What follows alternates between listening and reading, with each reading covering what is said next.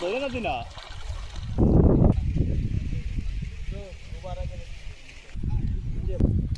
এখন 20 বছর সালমিয়া মোল্লার থানা বুড়িগানি গ্রাম আমার বাড়ি।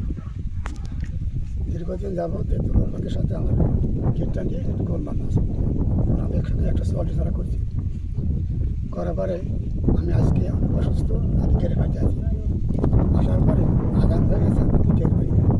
তখন আমার স্ত্রী কোন মুক্তির আজানে চেষ্টা করবেন? শুক্রবার তারপরে আমার ডাক দিচ্ছে আমাকে নাই, শুক্রবার তুমি আমাকে যাবা না, আমার খেয়াল নাই আজকে শুক্রবার।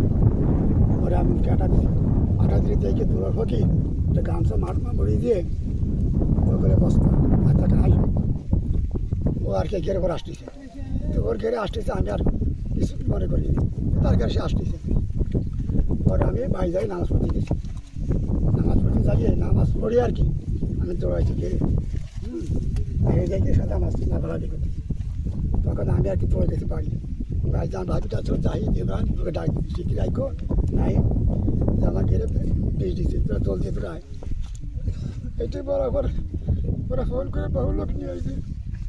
আসে দেখি ঘের কয়টা বেশ দিছে, কয়টা একটা ওরা সব কটা বেশ দিছে। আপনি এখন কি চান? এখন আমি আপনাদের কাছে সুস্থ বিশ্বাস চাই।